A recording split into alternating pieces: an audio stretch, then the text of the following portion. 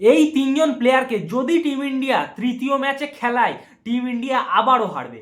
হ্যাঁ বন্ধুরা, এই তিনজন প্লেয়ার কে কে এই তিনজন প্লেয়ার চলুন শুনে নিই। আমরা তো এখানে আর রোহিত বিরাটের নাম নিতে পারবো না, হয়তো রোহিত বিরাট আমাদের সেকেন্ড ম্যাচটি চলেনি, কিন্তু তারা অস্ট্রেলিয়ার ট্যুরে খুব ভালো খেলে এসেছে। সরি, অস্ট্রেলিয়া বলছি, আমাদের সাউথ আফ্রিকার ট্যুরে খুব ভালো খেলে এসেছে। আর আমাদের এখানে প্রথম ম্যাচেও বিরাট কোহলি 93 রান বানিয়েছে। আর রোহিতের কথা বলাই যাবে না, ঠিক আছে। রোহিত অবশ্যই তৃতীয় ওয়ানডে র্যাঙ্কিংয়ে আছে, ঠিক আছে, ওয়ার্ল্ডের তৃতীয় ওয়ানডে র্যাঙ্কিং, আর বিরাট তো একে আছে। তা আমরা বলতে চাইছি রবীন্দ্র জাদেজা আমাদের গত এক বছরে 12টা ম্যাচ খেলেছে, খেলে 137 রান করেছে মাত্র ব্যাটে, আর হয়তো 8টা থেকে 10টা উইকেট নিয়েছে। তো আমাদের প্রথম কাজ করতে হবে যে রবীন্দ্র জাদেজার জায়গাটা খালি করে একটা ভালো প্লেয়ার ওখানে ঢোকাতে হবে। যেমন আয়ুষ বাদনি চান্স পেয়েছে, আয়ুষ বাদনি ব্যাটে এবং বলে দুটোতেই সামর্থ্য রয়েছে, আয়ুষ বাদনি কিছু করতে পারবে।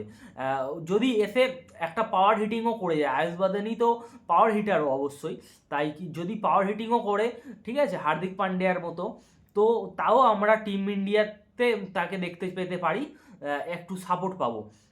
আর দ্বিতীয় দ্বিতীয় প্লেয়ার হচ্ছে আমাদের প্রসিদ্ধ কৃষ্ণা কার জায়গা খেয়ে এসেছে আপনি একবার ভেবে দেখুন বন্ধুরা। মোহাম্মদ সামির জায়গা খেয়ে প্রসিদ্ধ কৃষ্ণা আজ টিমে আছে, ঠিক আছে। আমরা তো হর্ষিত রানাকে বেকার দোষ দিই, কিন্তু এখানে প্রসিদ্ধ কৃষ্ণাকে দেখুন, শুধুমাত্র ইকোনমিক্যালি বোলিং, মানে আমাদের মোহাম্মদ শামি করতো না, সাথে উইকেট টেকিংয়ের অপশানটাও থাকতো, কিন্তু এখানে প্রসিদ্ধ কৃষ্ণা না ইকোনমিক্যালি বল করছে, না উইকেট নিতে পারছে প্রথম ওভারের দিকে। তো তার জন্য খুবই মানে অবস্থা খারাপ এখানে টিম ইন্ডিয়ার হয়ে যাচ্ছে প্রসিদ্ধ কৃষ্ণার জন্য। আর আমাদের প্রসিদ্ধ কৃষ্ণার জায়গায় হয়তো আর্শদীপ সিং চান্স পেতে পারে তৃতীয় ওয়ানডেতে। আর যদি আর্শদীপ সিং চান্স পায়, আমার গ্যারেন্টি, আমার তো মনে হয় 2 থেকে 3টে উইকেট অবশ্যই আর্শদীপ সিং পাবে। এবারে বলা যায় তৃতীয় প্লেয়ার নীতিশ কুমার রেড্ডি। আমি জানি না ভাই, নীতিশ কুমার রেড্ডি বারবার কিভাবে চান্স পেয়ে যাচ্ছে। নীতিশ কুমার রেড্ডি শুধুমাত্র একটাই আমি পারফরমেন্স দেখেছি টেস্ট ম্যাচে আর T20 ম্যাচে। টেস্টে একটা 100 দেখেছিলাম আমরা অস্ট্রেলিয়া ট্যুরে হয়তো, আর এখানে আমাদের ও T20-তে নীতিশ কুমার রেড্ডি কি একটু খেলে, কিন্তু ওডিআই আমি নীতিশকে ফিট হতে দেখছি না। ওডিআই নীতিশের জায়গায় হার্দিকই ঠিক ছিল ভাই। হার্দিক হয়তো T20 ওয়ার্ল্ড কাপ সামনে, ইনজুরির জন্য খেলতে পারছে না, কিন্তু যাতে ইনজুরি না হয়ে যায়, কিন্তু হার্দিক ফিরে এলে আমাদের ওডিআই স্কোয়াডটা আবার খুব স্ট্রং হয়ে যাবে।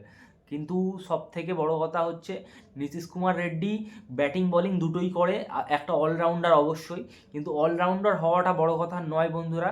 ব্যাটিং বা বোলিং যে কোনো একটাতে একটু ভালো পারফরমেন্স দিলে, শিবম দুবে আমাদের, যেমন শিবম দুবে ওই অলরাউন্ডার জায়গাটা ভালো মানে মেনটেন করে আসছে, ঠিক আছে। শিবম দুবেকে চান্স দেওয়া যেতে পারে, কিন্তু শিবম দুবেকে তো ওডিআই নেওয়াই হয়নি, চান্সই নেই।